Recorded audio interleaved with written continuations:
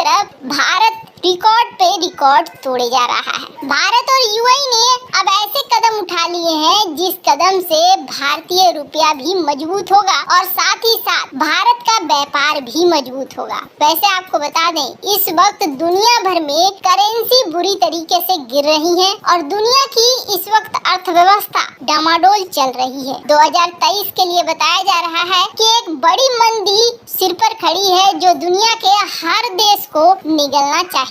पर इन सब में जैसे जैसे रूस यूक्रेन की लड़ाई चल रही है, भले अमेरिका के अंदर महंगाई पिछले 40 सालों में सबसे ज्यादा हो, पर कहा जा रहा है कि जिस तरीके से रूस यूक्रेन की लड़ाई में हथियार बेचे जा रहा है अमेरिका को एनर्जी और हथियार दोनों सेक्टर में प्रॉफिट तो हो ही रहा है और डॉलर भी मजबूत हो रहा है।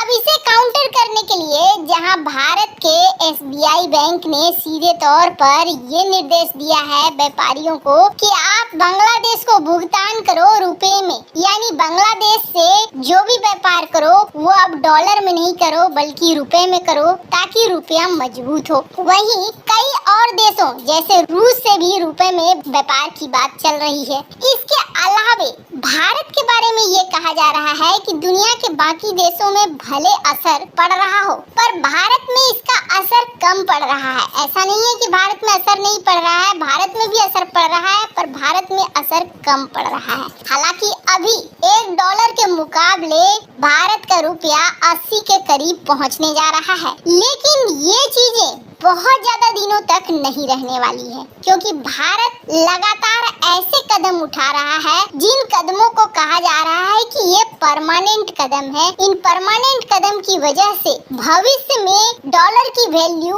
गिरती हुई दिखेगी भारत के रुपया के मुकाबले। और ये परमानेंट कदम कैसे हैं? जैसे भारत का व्यापार, भारत ने अब यूएई के साथ एग्रीमेंट साइन कर लिया है और यूएई के साथ सेपा एग्रीमेंट साइन किया गया है, फ्री ट्रेड एग्रीमेंट साइन किया गया है आंशिक तौर पर।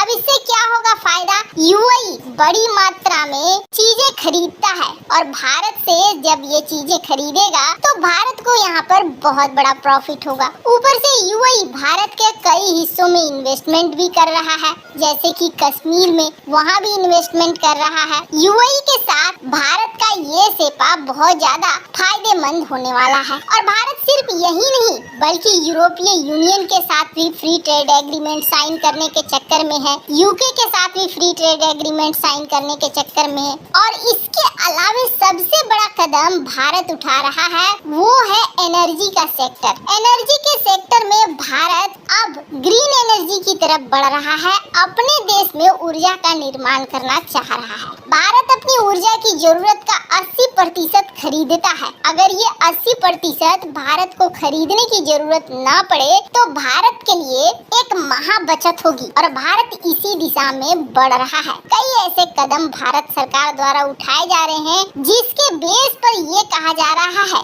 कि 2030 में डॉलर की वैल्यू गिरती हुई दिखेगी और भारतीय मुद्रा की वैल्यू बढ़ती हुई दिखेगी। अभी जो दिख रहा है वो चीजें नहीं दिखेंगी। वैसे आपको क्या लगता है, क्या आप भारत की नीतियों से सहमत हैं? क्या भारत की नीतियाँ सही दिशा में बढ़ रही हैं? कमेंट कर अपनी राय जरूर बताएं। जल्द मिलते हैं अगली वीडियो में नई खबर के साथ।